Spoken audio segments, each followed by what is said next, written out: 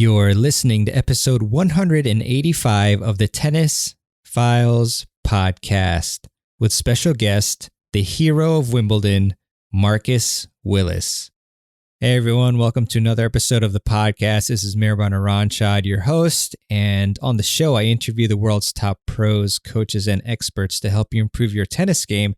And today I have a really fun interview with Marcus Willis, and Marcus has achieved a career-high ranking of 322 in singles and 209 in doubles on the ATP Tour. He is very, very famous for going from teaching tennis lessons and making 30 pounds an hour, that's in English currency, to playing Roger Federer in a second-round match on center court at Wimbledon in 2016 in a matter of a few weeks. And Marcus was also ranked as high as 15 in the combined junior world rankings. And so we get into a lot of great topics, obviously, just the amazing run that he went on in 2016, going through pre-qualifying to qualifying, and then even winning, a match in Wimbledon main draw and playing Roger Federer.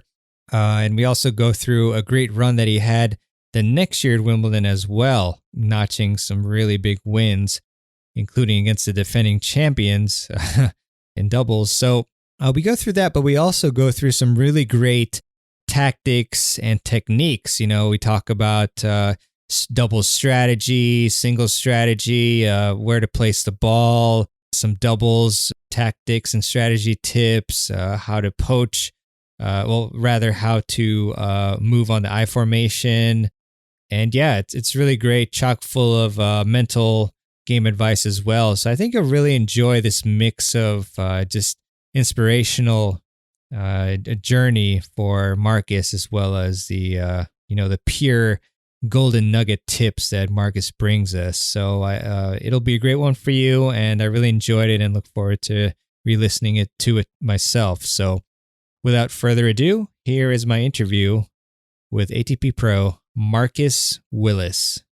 Hey everybody, welcome to this episode of the Tennis Files podcast. It's really a pleasure and an honor to have Marcus Willis on the podcast. Just an amazing story, as I'm sure many of you, if you're tennis fans at all, have heard about, his run at Wimbledon. And, he's a great example of somebody who has battled adversity and come back and really done great things. And I'm really excited to speak with Marcus. So, Marcus, thanks so much for coming on to the podcast today. Thank you for having me. It's great to be here. Yeah, for sure.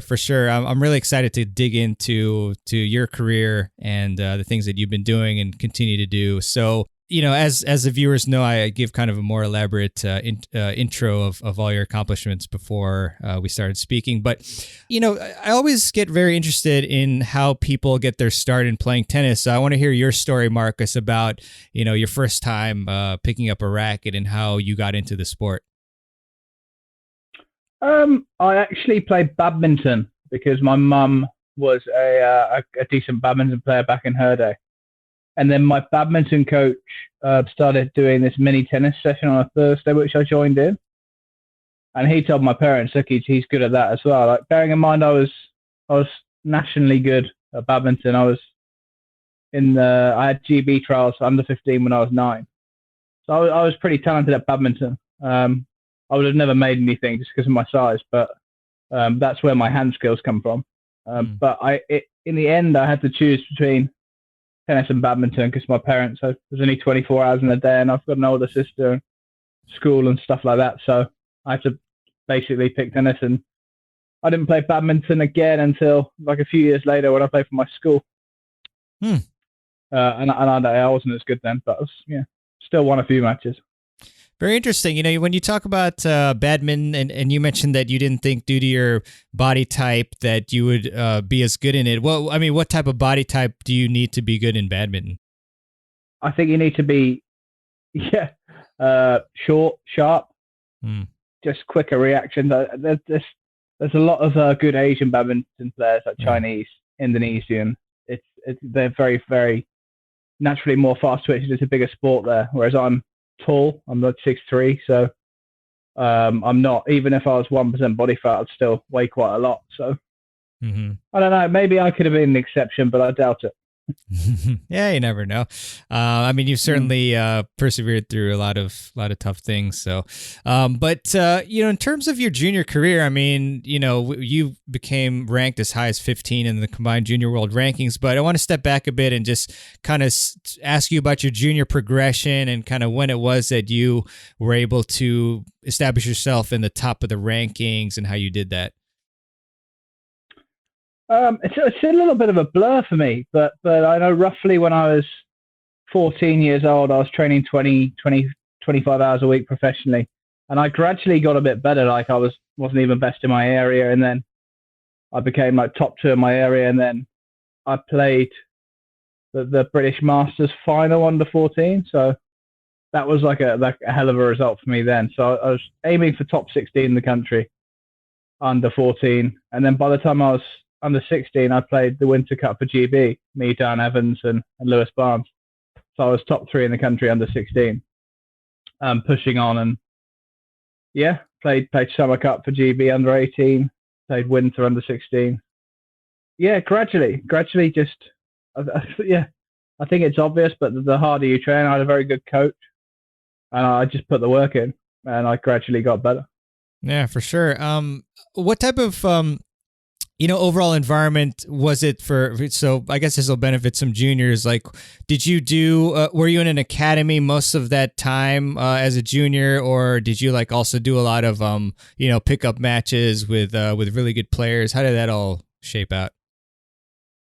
Not until I trained at a place called Bisham Abbey in Marlow, and it was me and my coach Victor Rubinov, who's actually married to Olga Morozova, who made the final at Wimbledon. Oh. Back in 1970 something, I believe. So that was my coach, Russian guy, and my training partner Neil Porfley. It was just me and him for about 9 years. Wow. Sorry, not 9 years. I trained at Bisham for 9 years. It was me and him between the age of 12 and 17, so 5 years was just me and Neil. So we would play each other all the time. Obviously, we were playing tournaments around the country and stuff, but we'd do basket drills and we'd do our routine. Then an academy came in with tons of good players. There were 11 of us in the top 100 ITF juniors at the same academy. So it became, wow, better for practice sets for sure, and more varied. And then when I was nearly 18, I got offered a contract to the LTA, and I went there. But I trained at the same place for a good period of time. Very nice, very nice. Kind of taking a step back a little bit, we've talked before this episode about English Premier League and bless you, and Liverpool and Tottenham. And so for those of you who are listening on the audio version of the podcast, I'm wearing a Tottenham Hotspurs jersey, and Marcus is wearing a Liverpool scarf. But did you ever, as when you were a junior, you played badminton, and I think that helped a lot, I'm sure, with your, like as you mentioned, your touch and feel. Did you play any soccer or any other sports to make yourself into an athlete as well? I did at school. I actually ran for my cross country team for my school, so I've got a very good engine for a big guy. Yeah. So I did cross country for my school. Obviously, I was doing a lot of running for physical fitness with my tennis as well. Football, soccer, I didn't stop. I didn't play past the age of 9 or 10 properly because of injuries and stuff like that. But it's something I'd love to do when I retire, is play for a team. Just a weekend team. I love playing it. I play for fitness 5-a-side with some of my friends.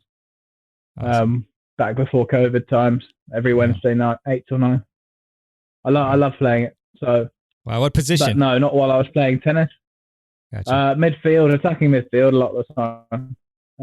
I played a match against Leicester City Legends a few years ago, and I played right wing. Wow. Right wing or right mid? Right mid. So a lot of running. Like the next day was hard because it's 90 minutes, and I'm not used to it.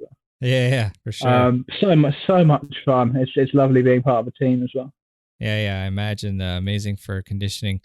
Very cool, Marcus. And so, as we mentioned, you got to the very top of the junior rankings. At what point in your junior career did you decide and conclude that I'm ready to become a professional, or that I want to do that?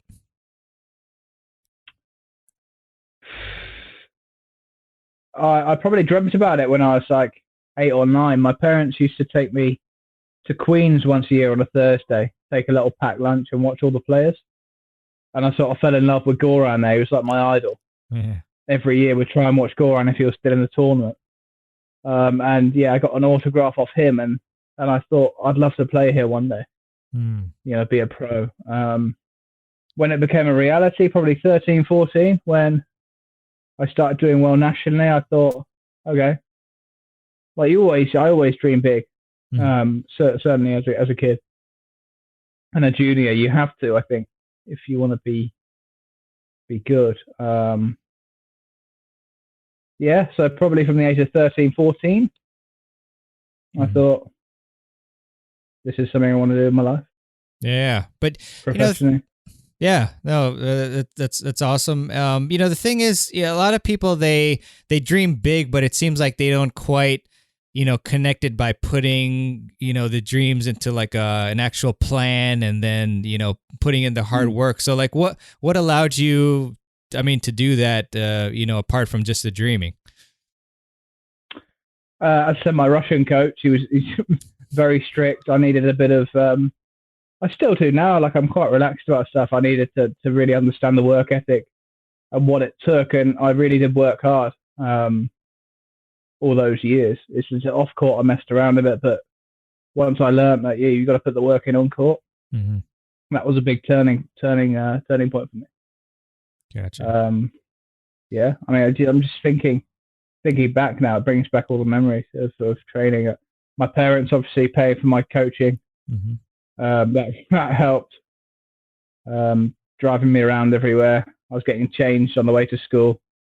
So I'd do training in the morning, get driven to school, and then go back for training again. So my mum and dad were taxi drivers for a while. They lost out on a lot of their own lives. So without that, there's no chance I would have made it. Yeah, definitely shout out to your parents. They're so integral. We talked about like the need to train hard and that, sometimes you'll get in these phases perhaps where maybe you're relaxing, but then you realize you have to train hard again. So, what do you do? Like, I'm curious about the technique, for people who feel like, I'm in this sort of rut and I feel like I'm lazy, but I know I need to actually push myself. Like, what's some advice you can give to really like jumpstart that change, to working hard? I was very lucky. I had a coach with me on court, and if I didn't put the work in, he'd send me home. I got kicked off. I got kicked off court a couple of times, so I knew if I didn't put 100% in, I'm gone. But I would say to people, surround yourself with people who you fear a little bit, like a coach. You got to put yourself in the right environment. Otherwise it's going to be easy to just tap out whenever it gets hard. That's why people pay for personal trainers as well. Coaches are important. And for me, it was actually, I'm gonna miss out on playing points here if I don't work hard in the drills. I was scared of that because I love playing points. So it was like an incentive, but there was consequences for me not working hard. And if I was not scared of someone, but I wouldn't mess with them. That was me as a personality. I needed someone like that working with me. Yeah, I think that's an excellent point. There's books out there on like finding out your personality and then like what makes you tick and whatnot. But I know my particular personality type, I need accountability. I need somebody to, push me because I actually, for when other people ask, for favors or for deadlines, like I for whatever reason, like do that without a problem. But for my own internal things that I want, I actually need accountability. And, obviously, the old adage of surrounding yourself with the 5 people, or basically you're a product of the 5 people that you surround yourself the most with. So if you have a, hardcore Russian coach that'll help you achieve good things. I didn't know 5, but yeah. So it became my life. Yeah. I'd wake up in the morning, I'd eat early, go to training, and everything I did was to make myself a better tennis player. My parents were, they didn't let me get away with stuff at home. I was very grounded. So I think that was important for me, to have a normal life outside of tennis as much as you can as well. So actually when you go home, now you're going to do the washing up, you're going to help with the chores, you're going you don't get home and I'm going to stretch and you know you need to be sucked outside of tennis for a little bit. I do. Otherwise, it just consumes you. I find. Got it. Yeah, that's perfect that you touched upon that, because that was actually my next question, because you had mentioned that tennis consumed you, and we were all thinking about that pretty much. But then, I was going to say, could that be like too much sometimes for players if like all they think about is tennis? Because I've talked with some mental performance coaches, and they've said like, sometimes what people do is they'll attach their personal worth with tennis, so that like if they lose, like they think that they're a piece of crap or something, so that can be very detrimental. But it sounded like you were able to also have this other part of your life so tennis wasn't everything. Kind of. Yeah, I just didn't think about tennis sometimes. Like I'd do other things like homework, or, I wasn't thinking about tennis when I'm told to load the dishwasher or go and put the compost out or something like that. Yeah. But yeah, I was obviously a tennis pro, and that was the way I lived. But I do find, certainly as I grew up, even from a young age, like as soon as I'm off court, I want to talk about soccer. I want to talk about other things. Mm-hmm. What I struggle with traveling with quite a few other tennis players is people who go to dinner and talk about tennis all the time, and strings and certain rackets and weights. And it just, for me, I love the sport, but it became too much sometimes. So yeah, that's something I struggle with, and I couldn't really switch off from it. Yeah. No, I mean, that makes sense. Yeah, so it's something that is very personal, I'd say. Mm-hmm. But your environment, environment is very, very important, and you can change that if you're lazy and you're getting away with stuff or not quite working hard. You can really change things. Mm-hmm. Like if you want to lose weight, I don't buy chocolate. I don't buy crisps. Mm. It's controllable. If it's there, I'll eat it. Mm-hmm. So I put myself in a different environment, and it's much easier. Not right now, but in general. Yeah, sure. Yeah. No, I mean, it's amazing, like, to your point, like, if you have your cell phone right in front of you, then it's very easy to, when you hear a ring, you pick it up. But if you have it in the other room, you're not going to hear it. You're not going to pick it up. So it's the environment thing. Same with the snacks and so forth. So great point. Oh, yeah, I have my notifications off on WhatsApp. I just have, I check it every so often. Yeah. Because, if my phone, especially with some of the group chats I'm involved in, like I'll be on my phone all day. It's bad enough. I'm on it too much anyway, but as you said, you've got to, if you want to improve anything, not just tennis, you've got to give yourself a different perspective. 100%, man. So, I mean, great advice there. Very important points. So going to your transition from your junior career to the pro career, I'm curious about how that was like for you, how it felt, the differences between, ITF juniors and the pro tour and all that. My transition was okay. I went from obviously being a top junior. My first year on the circuit, I was like 550 ATP, which is all right. So I thought it was going to be easier. I wasn't ready for the shock of staying at the Grand Hyatt on Fifth Avenue in New York, playing a slam, to going to the wrong train station in Romania and nearly missing sign-in for qualies by myself. That all happened within 6 months. I didn't know it would be quite so difficult. As I said, the junior tour, you get everything paid for. You have a traveling coach with you. You live a good life, and then, by the way, you're going to Norway by yourself. Where's the destination? I'll look on the fact sheet.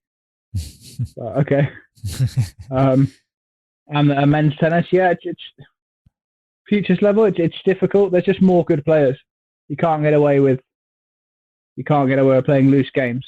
Mm-hmm. That's it. It's not like it was such a jump up from juniors to seniors. It was no. You can't get away with little things. But those little things in a match in tennis is huge, right? 5% one way is huge. The difference between winning 6-4, 6-4 or losing 6-4, 6-4.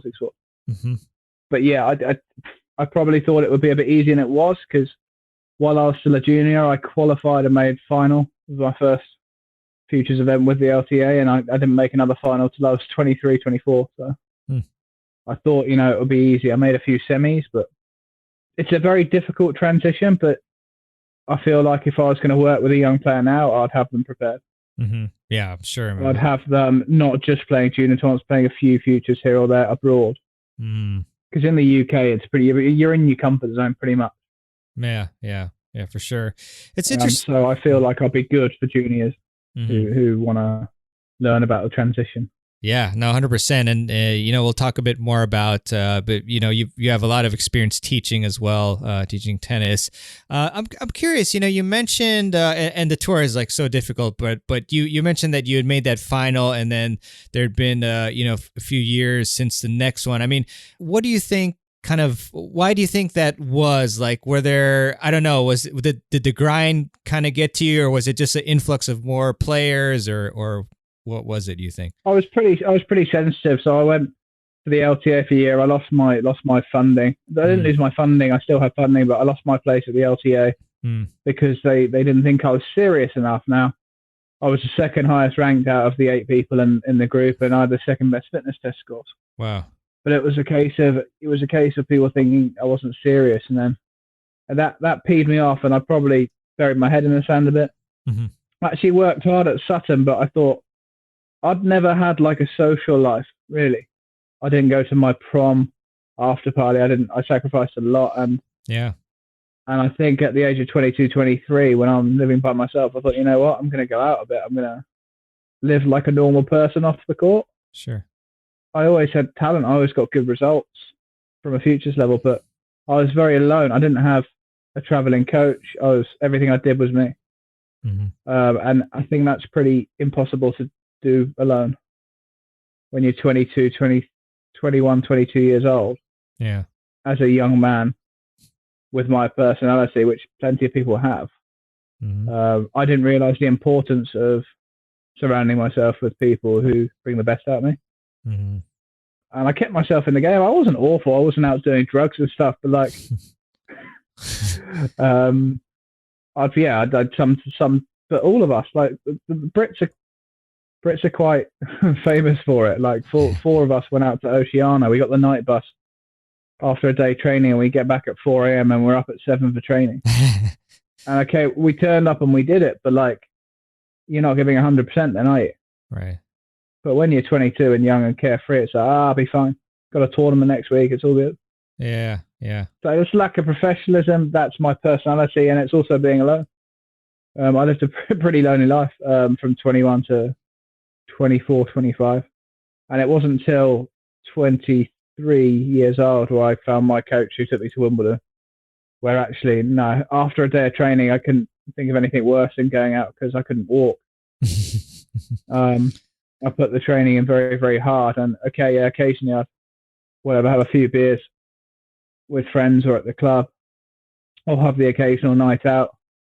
It wasn't like a regular occurrence. I was working pretty hard, and that's when I got my form back and the results came back. Yeah, Marcus, great stuff. I saw a quote, I think in an ATP article, and I'll just read it and then ask you about it, obviously. But the quote is, "I was overweight. I was drinking pints. I was just a loser. I looked at myself in the mirror and thought that I'm better than this. I've been behind the scenes working very hard, ridiculous times in the morning, ran myself into the ground, but it's worth it now." So I was wondering if you could talk about, kind of in detail what you did in terms of the fitness, like what times in the morning did you work out? What types of workouts did you do? And I assume this was kind of, a little bit before Wimbledon, or maybe a couple years back, because I saw a picture of you in 2014 versus 2016, and to me, it was a world of difference, So I was curious if you could give us some detail into the training of that period. It was so gradual. It was more mindset. I got myself in better habits. I wasn't going out so much. So obviously the calories you consume from alcohol and food. I was playing squash with friends instead of going out to bars with friends. I was happier in myself as well, more relaxed. Definitely mental for me. Getting yourself in good habits. And obviously I was training very, very hard with my coach. What hours was I training? Not that early, sometimes 8 a.m. in the morning, but I had to take a train for an hour and a half. So I was staying at home and getting the train into Surbiton every morning, then walk from the station to the club, then train, then do an afternoon gym session, then go back home again. So the days were very long. Like I'm up at like 5:30 and getting back at 7, 8 p.m. Sometimes later. So it was tough. I remember getting back during a training block, and my mum had made these cookies for just for the house people would have, and I remember thinking, I was so tired. I was cramping in my calves, and I was like, man, this sucks. This completely sucks. But as I said, it's worth it. I pushed myself. My coach said to me, "You got to make sure that no one works harder than you today. Maybe they can match your intensity, but I can hand on heart say that I worked harder than anyone else. There's no way anyone worked harder than me those few years. No way." Yeah, I mean that gives you, and that's why it happened in the end. I got unlucky. I didn't, I was 300 in the world, and I didn't get wild cards into quali. So not that you deserve them, but other players will. I didn't get the luck.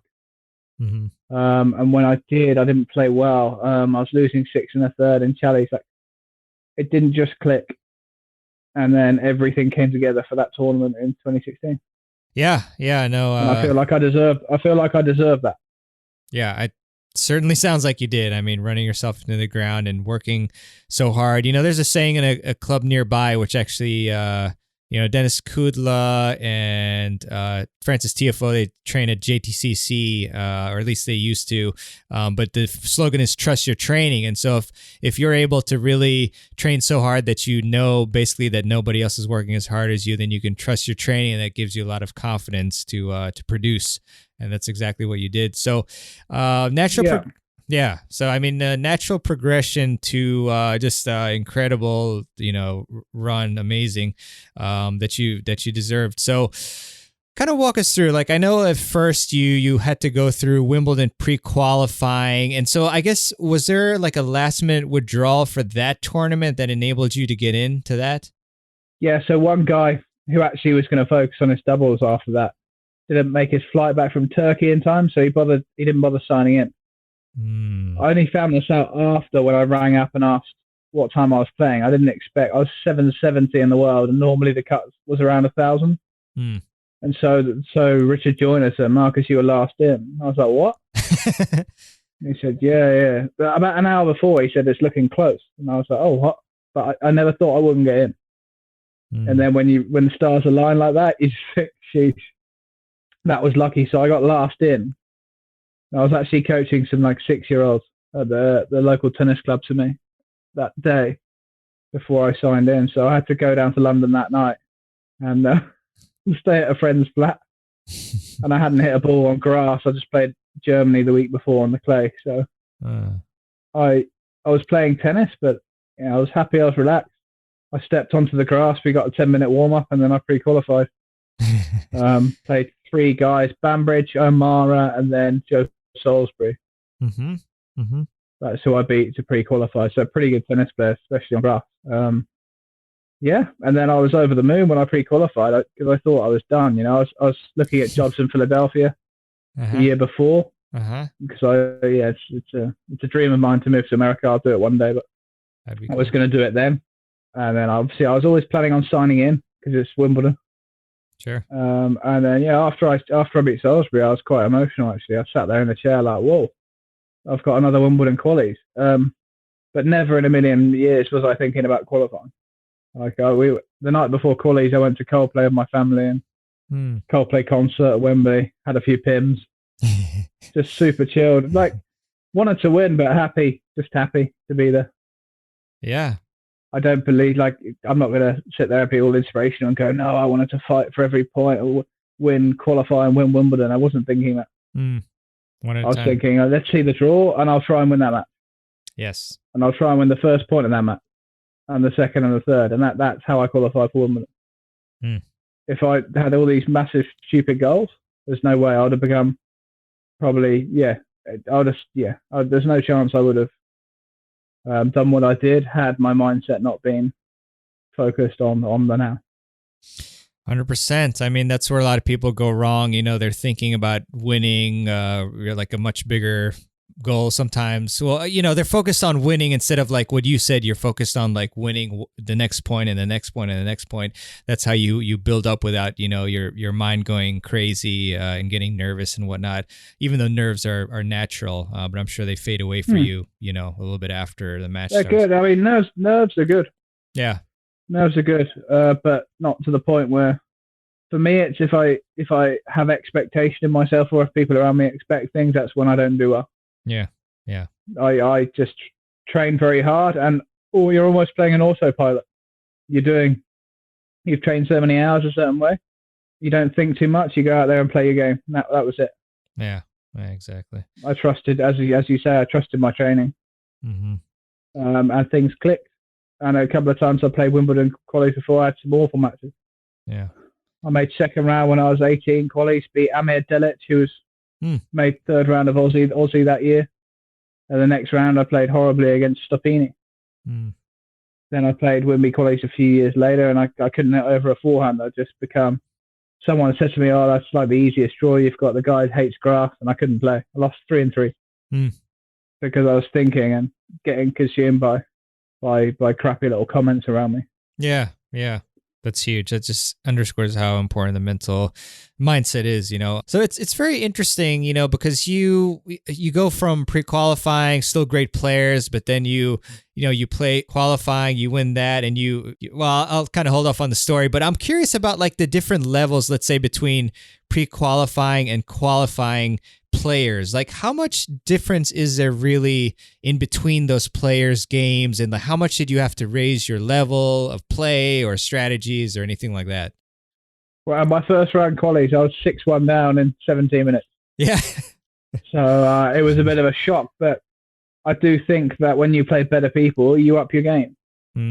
But yeah, the standard is a massive difference. I mean, the guys I beat are good players. They're all doing very well in doubles now, but they're winnable matches. It wasn't like a huge shock when I beat them.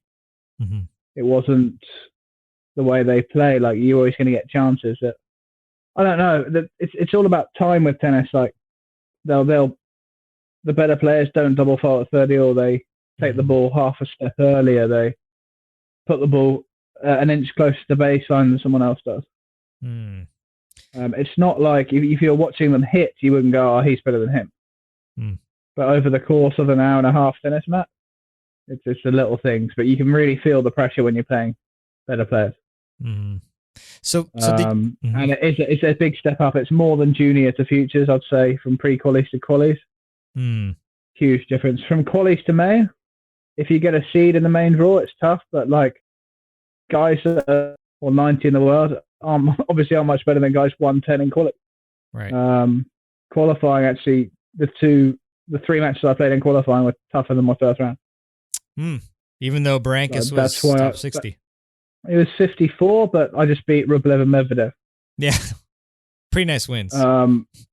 Pretty nice wins. Like they were better players, even then. So when you beat two guys that good and you keep your level high, it was kind of a step down. But I managed my nerves really well against Berankis. Like I got myself in some sticky situations. I got out of them well. Yeah. It was all about holding my nerve and hitting my spots and playing my way. Because I was playing that well. I sound arrogant saying it now, but this is how I was playing.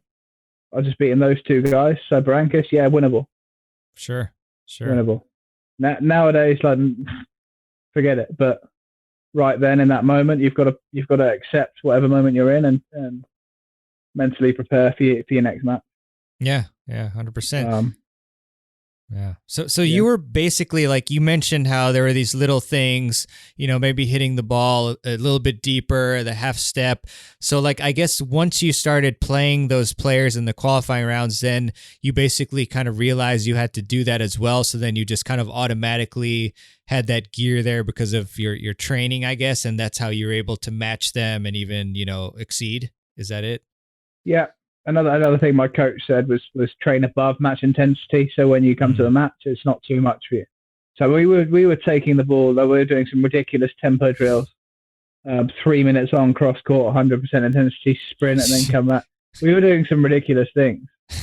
Damn. But actually, when in a match, I was never like at the backs, like struggling for breath or running out of ideas or being blown off the court because, sometimes I'm playing with two guys who are running me side to side and double score. Yeah. It was never a case like if someone was going to beat me, they'll be better at tennis than me. They'll be more skillful, or dictate a bit better, or take their chances on that day. I wasn't going to lose through lack of fitness or tempo. Mm-hmm. Yeah, 100%. And so it's very interesting. Rublev and you said, was it Medvedev? You said Medvedev, I think to qualify him for. Yeah. Yeah. So those players, I mean, especially now, anyways, they hit super hard and seems like flat as well, and probably back then. But I was curious, like, what was the game plan for them? Because I know, like, from watching some of your matches, it seems like you have quite a dynamic game and great hands, and sometimes you'll surprise them with certain drop shots and whatnot. So what was your plan? Like, what worked for you against that style of big hitter? I was serving very well. Uh-huh. I was volleying very well. Excuse me.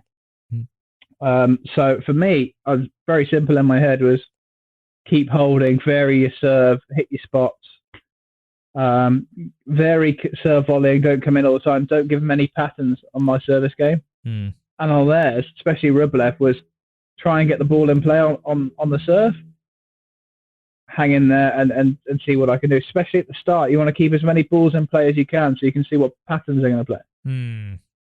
So it was very simple in my head. And as the match goes on, you read them a bit.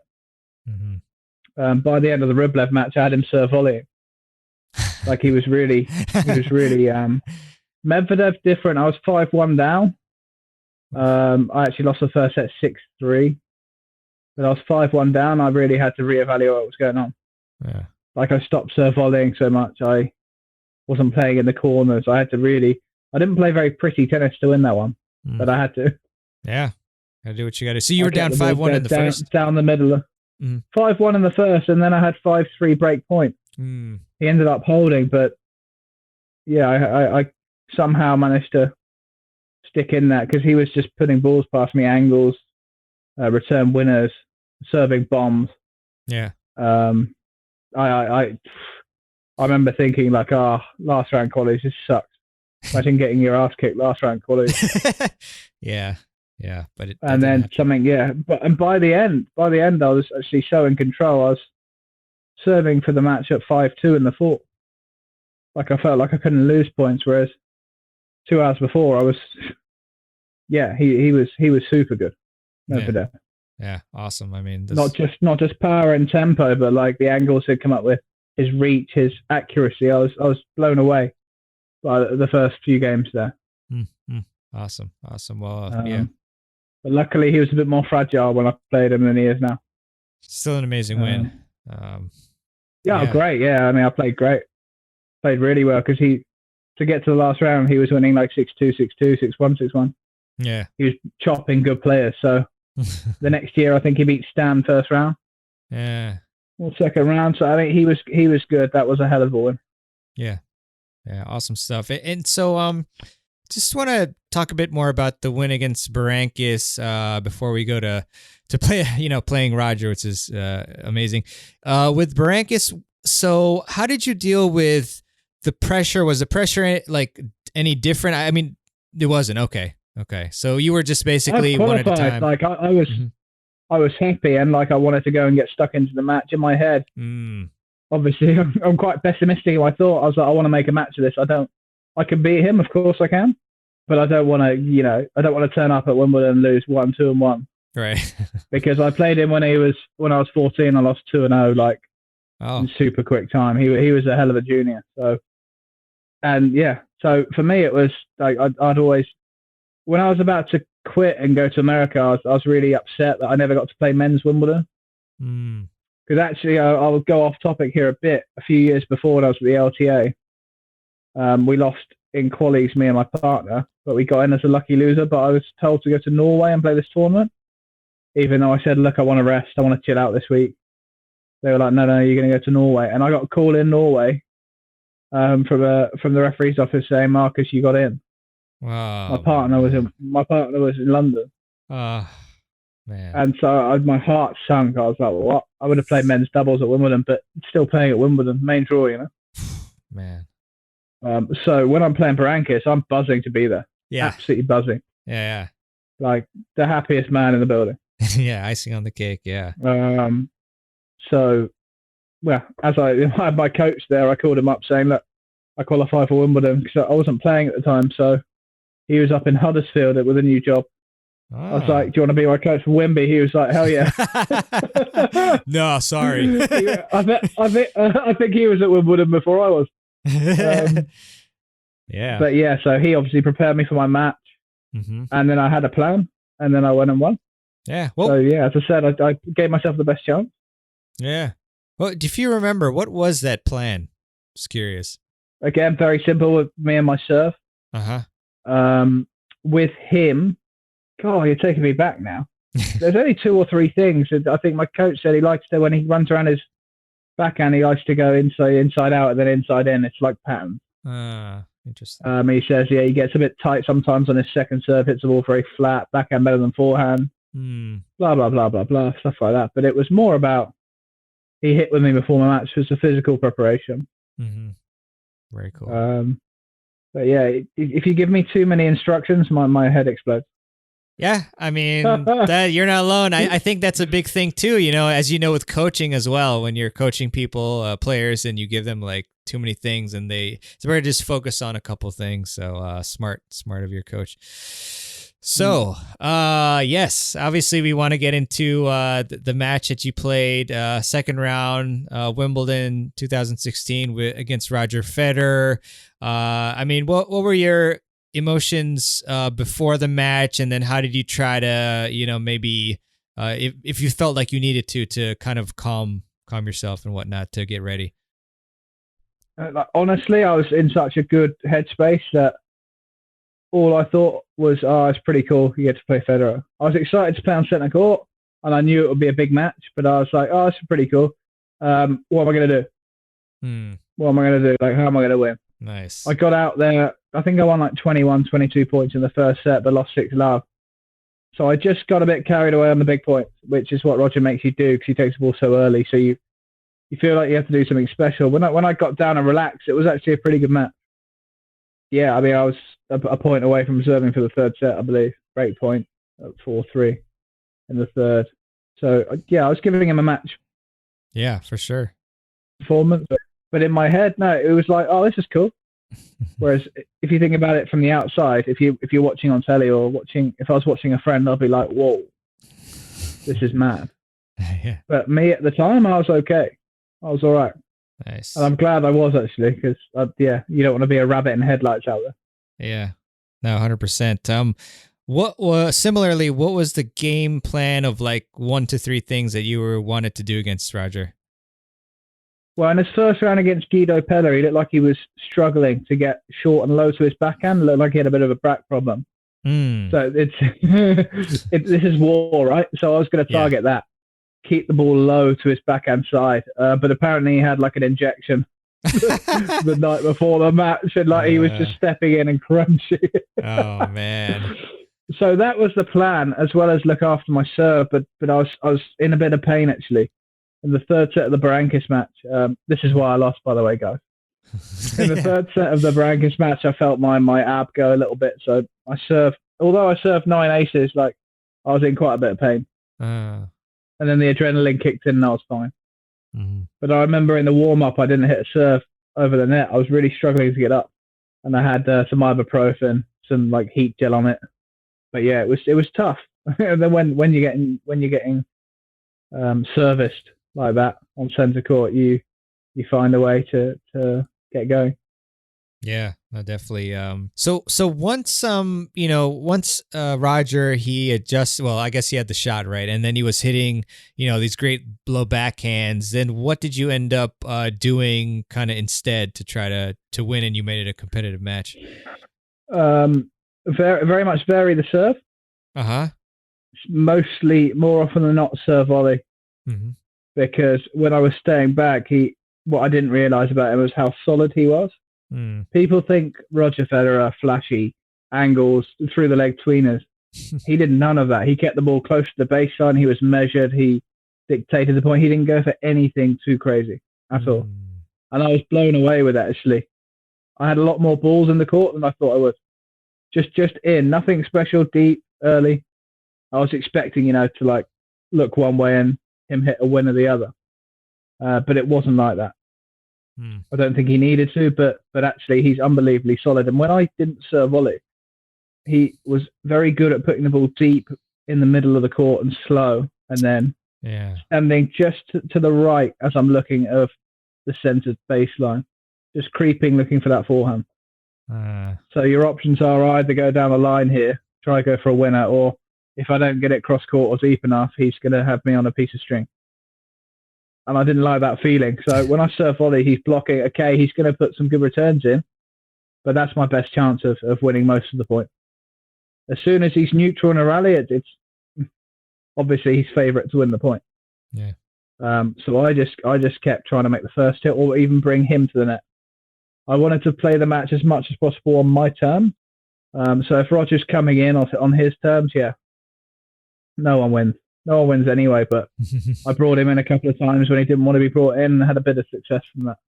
Yeah. But yeah, whatever I tried, unless I needed him to have a very bad day and me to have a slightly better day. Yeah. And it can happen. Sure. But odds are it's not going to. So there we go. Yeah. And they shut the damn roof. So that didn't give me any more of a chance.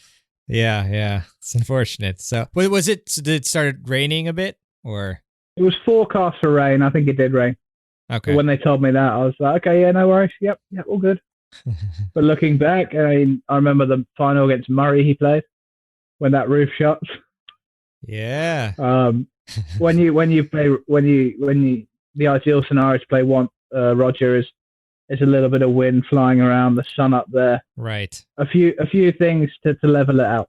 Yeah. When you put a roof over, no wind, and indoor tennis for Roger, I wouldn't back anyone to win there. Yeah, for sure. So, it was just an amazing moment, and it was very cool that he was. It looked like he was gracious and let you have your time. I was wondering do you all exchange any particular like words, I guess, as well that you think might be interesting and you could divulge? No, he was super friendly. Like the day before the match, and the day after, and I met him last year at Wimbledon. He was super friendly. Like, hey Marcus, how are you? Like, he's super, super nice guy off the court. But the minute, like when I saw him warming up before the match and on the court, he's got a switch to him, right? Like he wants to kill you. That's what you got to do. He wants to kill you, but with class. Yes. Graciously kill me, just carve me apart nicely. I will destroy you, good sir. Yeah, exactly. Yeah. But yeah, the things I was most surprised about him was his solidity and how much of a warrior he was when he got to court. Mm-hmm. But yeah, what words did we say at the end? Just the normal pleasantries, I think. Yeah. I think I was like, yeah, well done, good luck. Yeah. And he was like, fantastic run, whatever. Nothing out of the usual. Sure.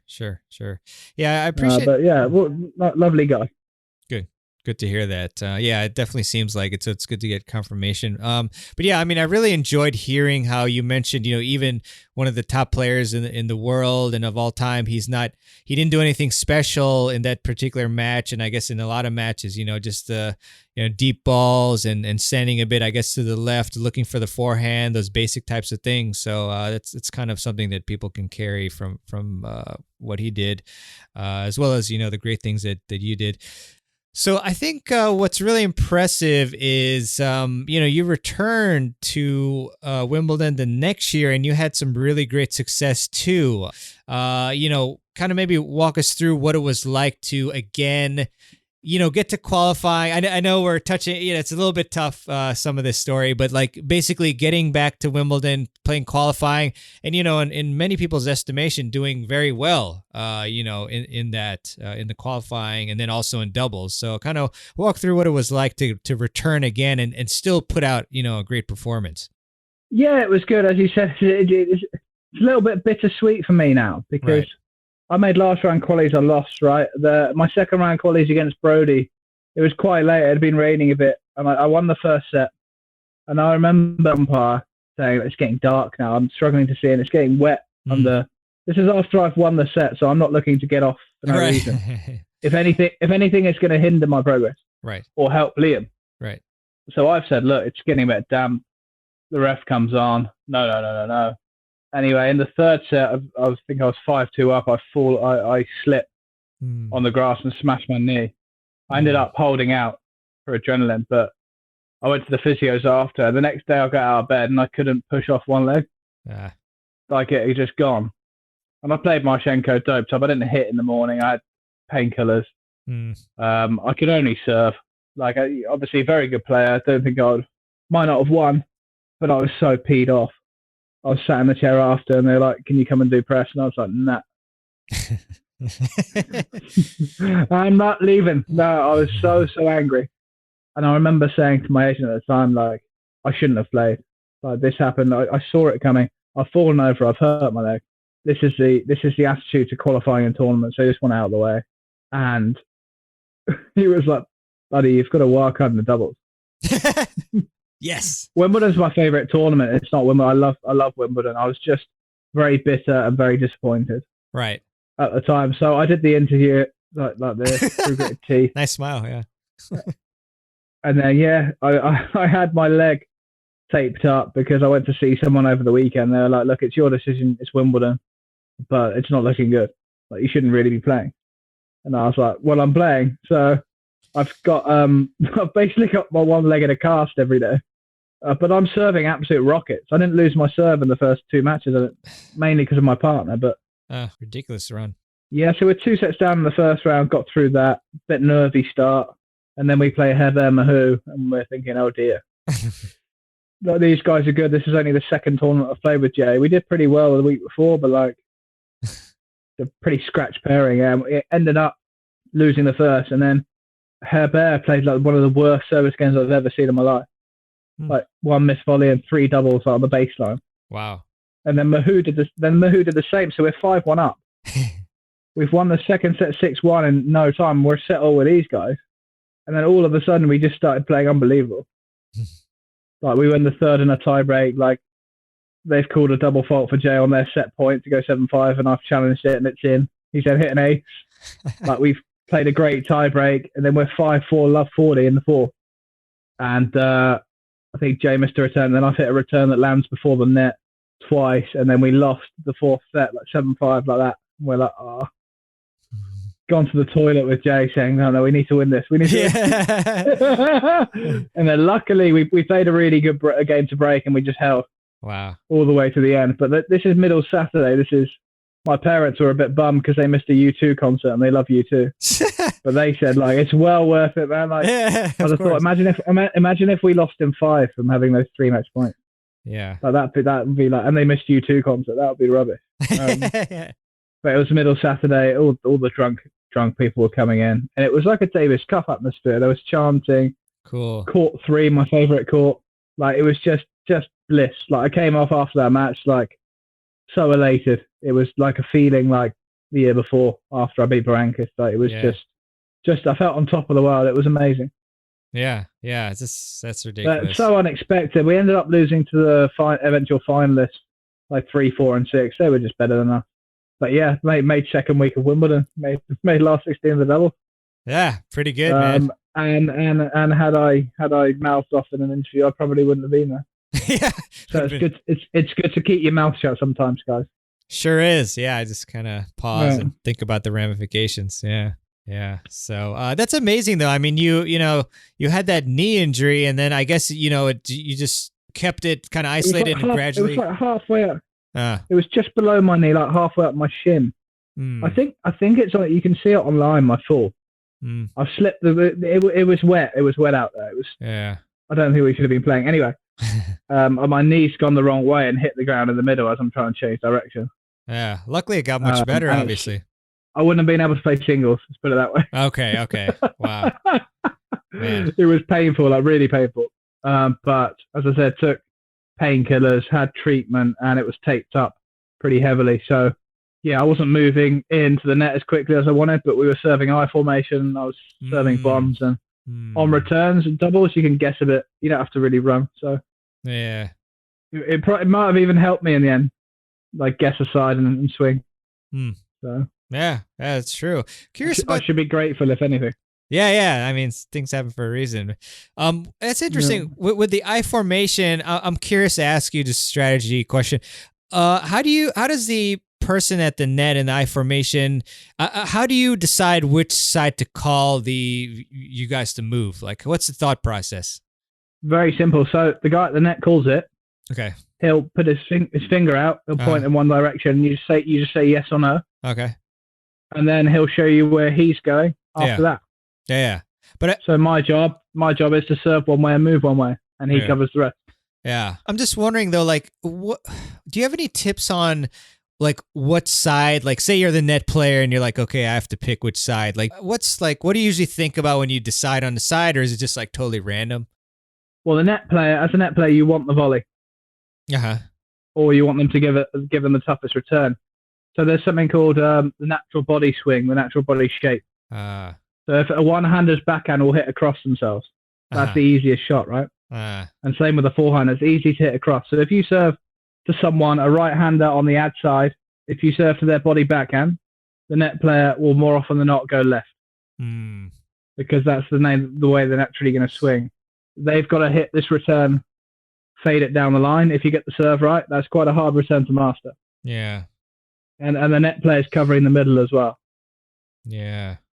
So you've got to think, if they're swinging across their forehand, but the natural body swing is, across your body. Gotcha. Thanks for that. That's really. So if you cover that as a net player, you're going to be pretty successful. But there'll be some players that have really good down the line returns. So you've got to work it out as you go along as well.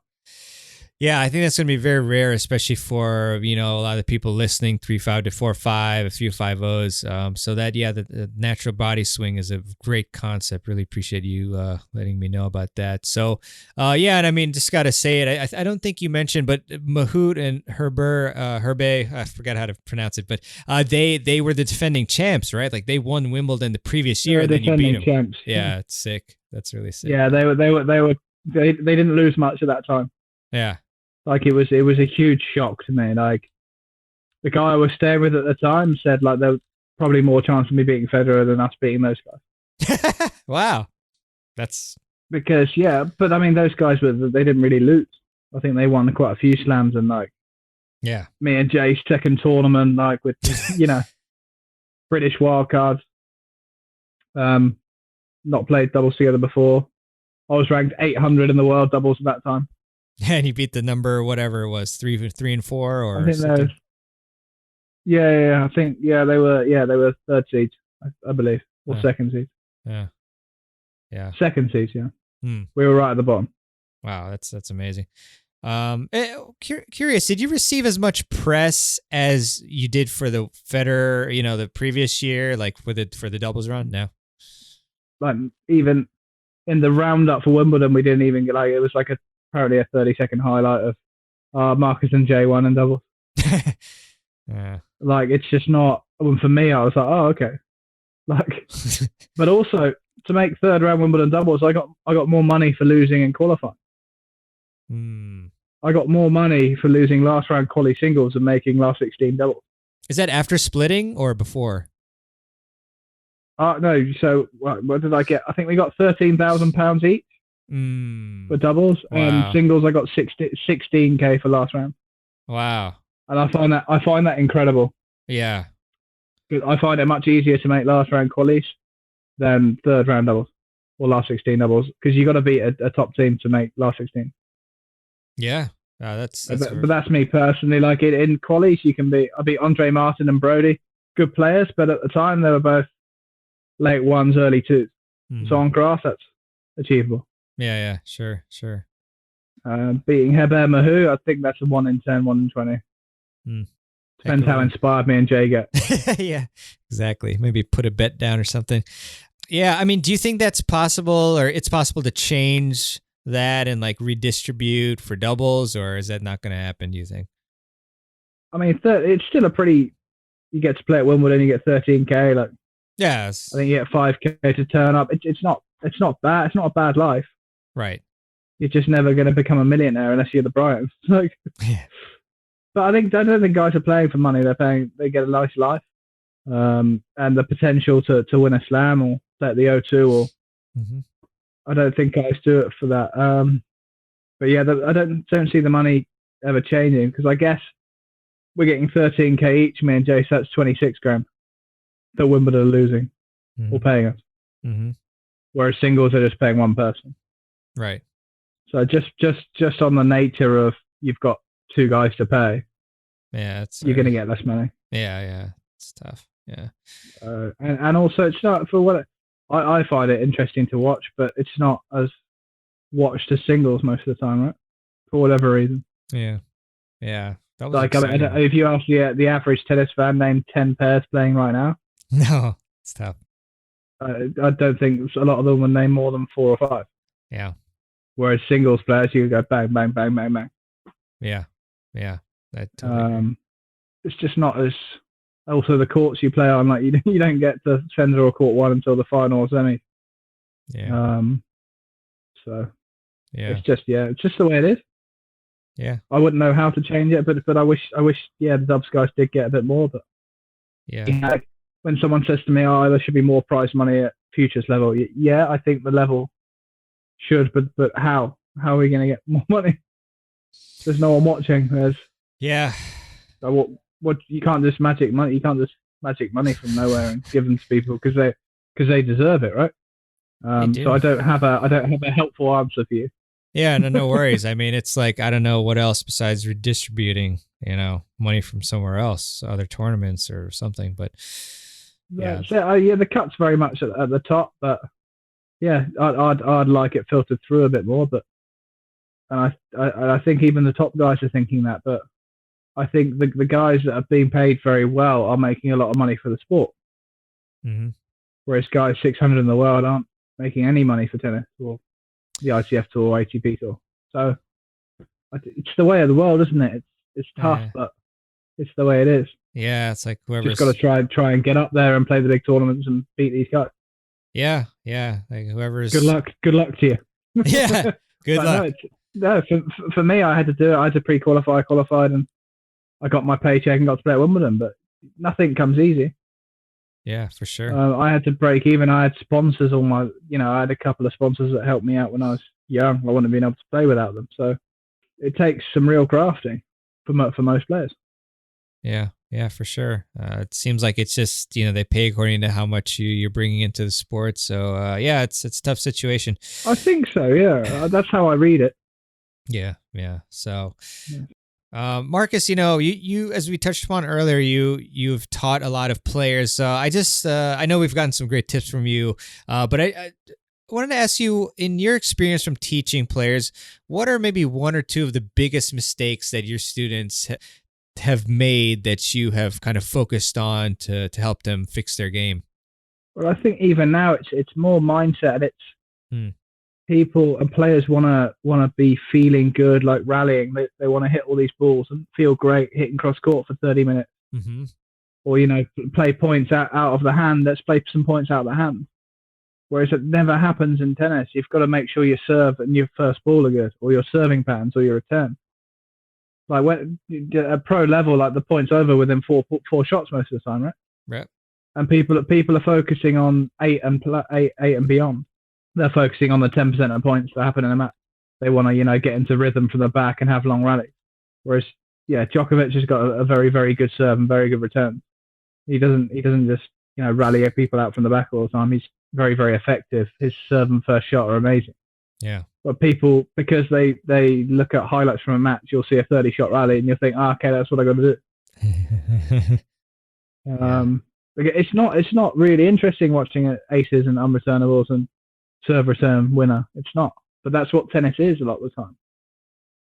And even now, the attitude is, you go to tournaments, you see people hitting all these. Sometimes people are not even practicing returns, or like, let's just hit a few serves over at the end. I've trained at academies and even the National Tennis Centre when I was younger, where you go like 3 or 4 days without serving. You're doing technical stuff and movement drills and playing points out of hand. Hold on, not hitting any serves. So I think that's still a problem, and I was guilty of it as well. You want to feel good from the bat, right? And that is important to feel good, because for your mental state when you're playing a tennis match, you want to feel okay. But I think far too much emphasis is going on to technique and being able to last 30 shots the same ball without breaking down. Yeah. Okay, it's important, but why don't we focus on the weapons? Yeah.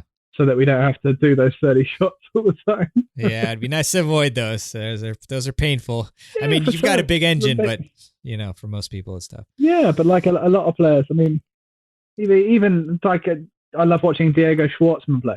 Yeah, yeah. Because he's a little guy, but he takes the ball so early. Mm-hmm. Like, he must be horrible to play against. He's not just running and not missing. Yeah. Like, he's got weapons. That's why he's good. It's not. He can, of course, he can rally all day, but he just. I don't think he particularly wants to or has to. Yeah. I don't think if he wasn't as aggressive. Yeah, that's what I'd say. Just focus on more on your game and making your weapons even better, rather than focusing on weaknesses. And you don't see John Isner doing cross country running hours and hitting 400 backhands cross court, right? He's gonna be practicing serves. Yeah. Yeah, Raonic isn't gonna. Yeah. Well, Schwartzman's not gonna start chip charging. Right. Make sure your strengths are even better. Yeah. You've got to put some emphasis on your weaknesses, but if you do, that's my advice to players. Yeah, that's really good advice. And Rublev isn't going to start serving volleying unless he played you and he gets pissed off. Exactly. Yeah. I think if I played him now, he might not need to. Yeah. Well, you never know. But no. Hey, what's really funny? I went and watched some of your matches on YouTube, and I think there was a match against Ilya Marchenko, which was a tough one, obviously. But he actually commented underneath that video, and I found out that he has a YouTube channel and he posts drills, and he's actually he's actually hilarious. I don't know, I was laughing a lot. So I don't know. He was fired up that day in my face. He was in my face a bit that day. He's a nice guy, but I was pissed off with him that day. Sure, I could totally see that. I think I was pissed off at the world that day, to be honest. Yeah, it's. But no, it's good. It's good having personalities in tennis. I'll check him out. Yeah, definitely. Yeah, I thought that was pretty cool. I'll try to talk to him about it. But yeah, and I noticed too. I think it was that match where when you're walking to the net to shake hands, you kind of gave a little bit of a laugh to maybe your box or your a friend, just I mean, what could you expect, right? I mean, you're injured, No, not as such. I think he got super fired up, and a couple of people in the crowd started cheering when he was missing a bit, and I sort of told them not to calm down, it's not good etiquette. And after he won, he sort of went like that, in their face. And so no, it's fine. I would have done the same. Okay. But I just found it I just found it fine. I was like, oh really? You like this wanker? I would have done exactly the same. I would have done exactly the same thing if someone was chirping away at me for a while. Sure. I would have probably done exactly the same thing, but I just found it quite amusing. That's all. Yeah. Okay. It was. If you would have seen what I saw, you would have found it funny. I was like, oh. Because I was thinking that's exactly what I would have done, and I'm on the other end of it now, and it's yeah, it's one of those things. But yeah, no, I was hurt. I managed to play pretty well. I was just peed off because he's a nightmare for me, Marchenko. I don't think I would have won, but I could have got a set. I could have maybe won. Right. Maybe. Right. But there was no chance I was winning that day. Yeah, I mean, I really, really struggled with my movement. Yeah. It was hurting to the point of it made me angry. Yeah. No worries. But no, he's a class player. Bad matchup for me. I probably would have lost, but I'd have liked to at least felt like I had a chance that day. Sure, yeah, you have the best opportunity, best shape, and all that. But I mean, we talked about, amazing doubles runs, pretty sick. Yeah. I mean, actually, what is it about Wimbledon that really gets you to perform so well? Is it the grass? Is it the atmosphere and home country? Is it everything? Home crowd, grass, traditional tournament. I've loved it since I was a child. So yeah. Yeah, I don't know. I don't know that. It always brings out the best in me, though. Yeah. Awesome, man. Awesome. I really, feel relaxed and at home and fired up actually. Yeah. Yeah. Well, quite the run, quite the run. So, Marcus, I know you probably have stuff to do and all that, but I have a couple more questions if that's all right. Curious about just kind of moving forward, your current goals and aspirations. It looks like you're playing, a lot of doubles, and I'm seeing you on Instagram posting these stories of you traveling. So what's the current plan for you moving forward? Yeah, it'd be good to play some more doubles tournaments whenever possible. But at the moment, we can't train in the UK, so it's just a case of trying not to put weight on too much.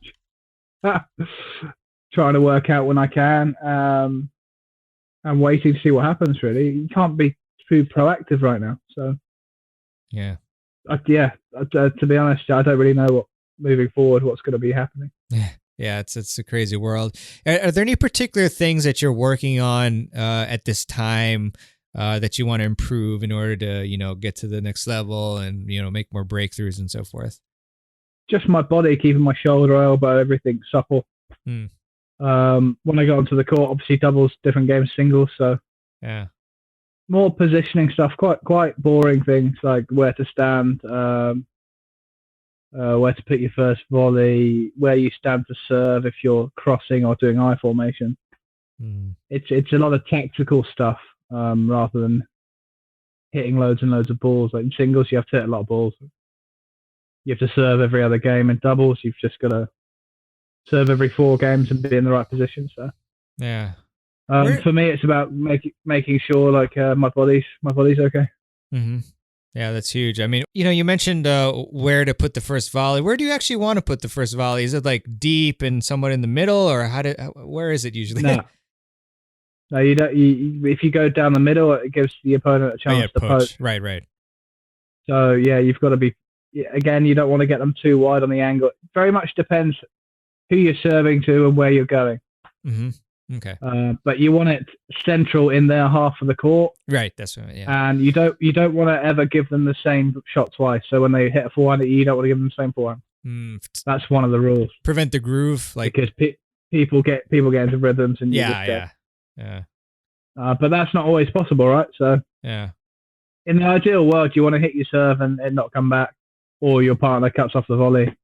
So you're just working on your strengths and being a bit more dynamic than anything else. Makes sense. Completely different ball game to singles. Yeah, for sure. Do you have any tips for players on how to develop a better serve? Do I have any tips? It's a lot of missed serves are because of the ball placement. I find that if you throw the ball not miles into the court, but either directly above your head or a little forward, that gives you some momentum to get your body weight into the court, and you can add 5-10 miles an hour just by your ball placement and leaping into the ball. Gotcha. You can add more weight to your serve, but you want to be moving forward on your serve. Like as you want momentum. Like you don't see good players like hitting forehands on the way back. Yeah. Right. So it's the same with a serve. If you want to get the most out of it, you've got to be moving into the court. Gotcha. But with the weight, and you get 2 serves. Yeah. You get 2 serves. So your first one, I don't like it when people just like get their serve in, especially a lot of club players that I just put the serve in. Right. You can do that on your second. You've got a free serve. Go for it. Yeah. Why not? That's what I'd say to club players. Yeah. Get that swing going, swing speed. With the weight, just curious about the weight transfer, because you obviously want to throw the ball into the court. But do you agree with this concept that it's the service kind of like a shot put, where you're like loading, the back, and then I guess then you just transfer the weight forward? Is that kind of the key to the weight transfer? Kind of. But very much so with your weight transfer, back foot and then on the front. But it's a lot quicker, obviously.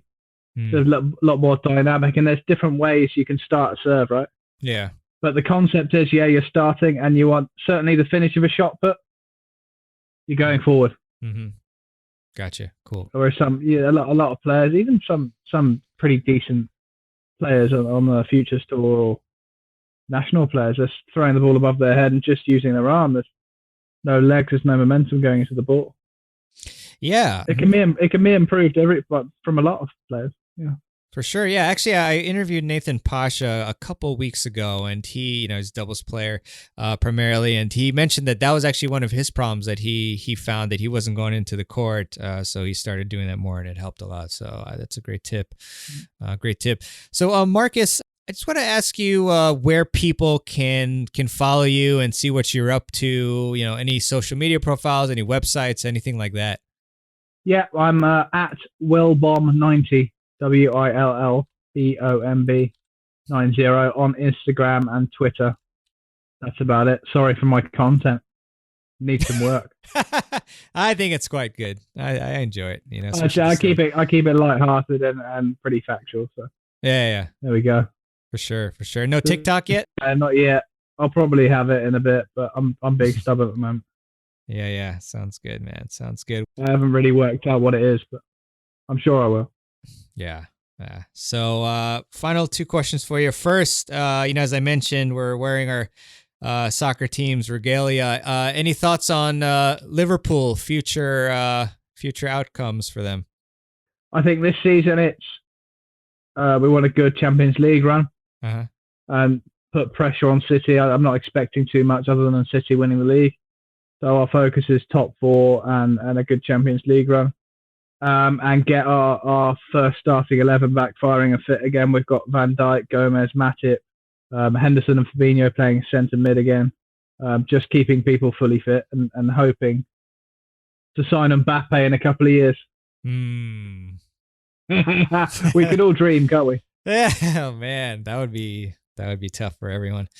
Yeah. Cool, man. Cool. Yeah, I'm just hoping we get Kane back personally for Hotspurs, but yeah. Everyone would want Spurs Kane in their team. Yeah, he's ridiculous. So him and Son, but great stuff, Marcus. So final question for you. You've given us a lot of great tips today, but I like to end most of my podcast with this question, which is, what is one key tip that you would give our audience to help them improve their tennis games? One key tip would be make sure it's enjoyable still. Mm-hmm. Make sure you're enjoying yourself. Work hard. I mean, it's depends on what level you are. For aspiring pros, make sure you're outworking everyone else. Trust your training. And for adults, listen to your coach and work on your strengths more than you're working on your weaknesses. Very good stuff. I would say that's how you get better or more scary to play against. Mm-hmm. Cool, Marcus. Someone who's okay at everything isn't as good as someone with a massive serve and a forehand. That's true. It seems like that's the minimum requirements these days for the tour anyway. But yeah, you're right. Yeah.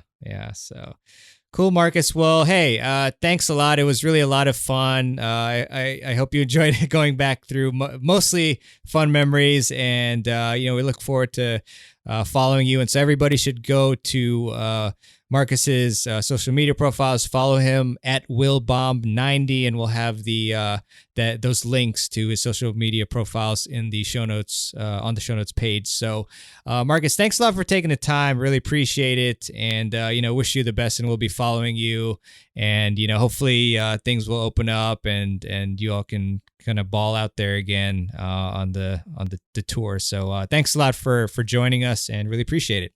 Thank you very much. Thanks, Marcus.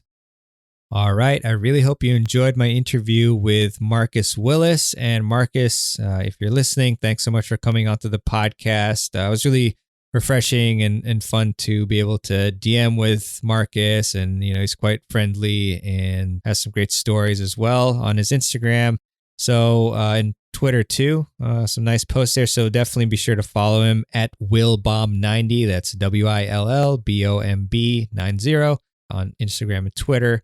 And a lot of great stuff from this episode, from this interview with Marcus. So if you enjoyed this episode and if you enjoy the Tennis Files podcast, I would really appreciate it if you would leave a review for the show. And you can go to tennisfiles.com/Apple Podcasts. That's with an S at the end. Or obviously go to the Apple Podcasts app in your phone to leave a review. You can also do that on the other podcast apps of your choice, although I just find that the reviews for Apple on Apple Podcasts provide the biggest boost for the show and, boost the visibility of the show the most, which would help benefit everybody. So we'd really appreciate a review. Thanks a lot for that. I also would like to leave you with a quote, as I often love to do at the end of the show. And this one is by Henry Ford again. And it seems like Henry has a lot of great quotes. And this one is, "Nothing is particularly hard if you divide it into small jobs." And this is a great quote and really goes in line with what we talked about with Marcus, where, when he played at Wimbledon, he didn't let the nerves overtake him. He didn't think too far into the future. He just really enjoyed the moment, and he thought to himself, how do I win the next point, and then the next point, and then the next point? So I think that's great advice for you all to stay in the present and to divide, big projects and big aspirations into small jobs and small chunks. So great one by Mr. Henry Ford. All right, that is it for this episode of the Tennis Files podcast. Really appreciate you tuning in, and we'll have more great interviews and solo episodes and so forth for you on the show. So thanks so much for tuning in, and we'll see you on the next episode of the Tennis Files podcast. This is Mirabon signing out.